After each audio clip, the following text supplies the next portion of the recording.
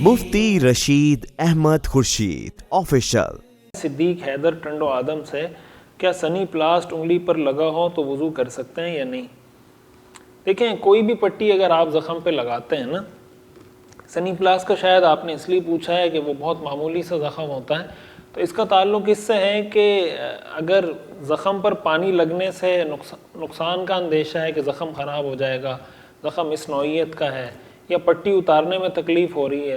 تو ایسی صورت میں تو آپ اس کے اوپر مسح بھی کر سکتے ہیں۔ لیکن اگر کوئی زخم اس نوعیت کا نہیں ہے، بعض اوقات ہلکی سی خراش پہ بھی لوگ لگا دیتے ہیں سنی پلاس، تو ایسی صورت میں پھر اس کو اتار کر جگہ کا دھونا ضروری ہے۔ اس کے علاوہ کوئی بھی پٹی جب لگائی ہوتی ہے، کوئی زخم ہوتا ہے انگلی پر، ہاتھ پر، کسی جگہ پر بھی، تو بہت سے لوگ پوچھتے ہیں اس کا مسح کا طریقہ کیا ہے۔ دیکھیں، مسح کا طریقہ بہت سمپل ہے کہ اگر آپ کے ہاتھ پہ پٹی بندھی ہوئی ہے تو آپ باقی، مثلاً ہاتھ ہے، یہ 2 انگلیوں پہ پٹی بندھی ہوئی ہے، کوئی بھی مسئلہ ہو گیا ہے تو آپ باقی ہاتھ کو دھو لیں اور اس پر آپ گیلا ہاتھ پھیر دیں۔ بس آپ نے گیلا ہاتھ پھیر دیا تو مسح ہو گیا، اور یہ آپ کے وضو کے یعنی دھونے کے قائم مقام ہو جائے گا، اور اس طرح آپ کا وضو بھی ہو جائے گا۔ یہی حکم غسل میں ہوتا ہے کہ جب آپ غسل کر رہے ہوتے ہیں اور پٹی بندھی ہوئی ہے اور آپ کو پتہ ہے کہ پٹی اتاروں گا تو اس کا نقصان ہوگا زخم کو یا انگلی کو یا ہاتھ کو، تو غسل میں آپ اس پہ کوئی پلاسٹک وغیرہ کی پنی چڑھا دیں،